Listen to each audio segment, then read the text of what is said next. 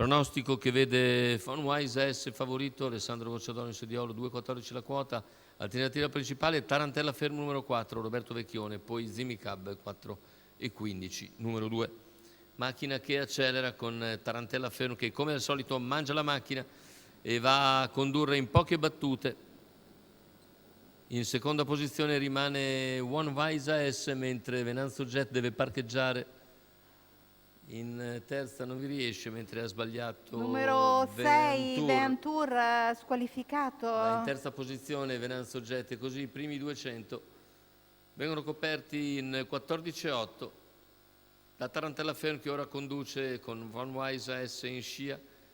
La terza posizione per Venanzo Jet, che precede Zimi Cab e quindi Umadasti, mentre è squalificato Ventour. Se ne vanno i 400 in 34 e Roberto Vecchione si limita a controllare la situazione, nessuno esce all'esterno, accenna a farlo Zimi Cab dopo 500 metri, ma è ancora distante dai primi e non è molto deciso nella sua progressione. Ora 600 in 46,4 e a questo punto Zimi Cab entra in azione, raggiunge Fonwise AS in seconda posizione e ora il sediolo del battistrada Tarantella Ferm. Intanto 1 minuto, 1 secondo e 7 decimi, Roberto Vecchione ha portato a spasso la compagnia fin qui.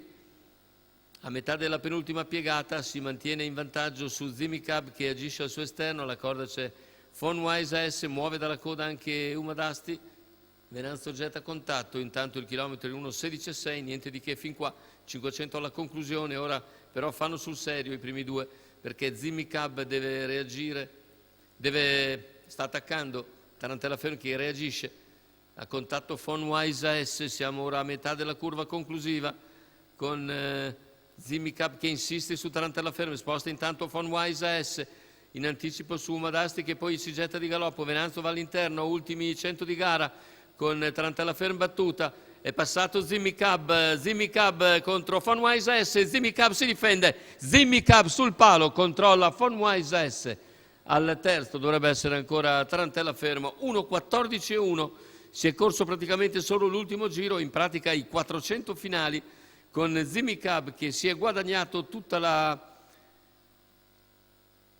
vittoria con una prestazione molto molto convincente, tutta strada scoperta all'esterno, per controllare poi il prevedibile finale a bomba di Fonwise AS, che ha atteso gli ultimi 250 metri per entrare in azione, e sul traguardo avvicina sensibilmente Zimi Cab, ma non lo insidia mai. Zimi Cab, Antonio Di Nardo, Gennaro Casillo a segno nel centrale, 4,16 la quota al totalizzatore, secondo posto per Fonwise AS, al terzo Tarantella Ferm.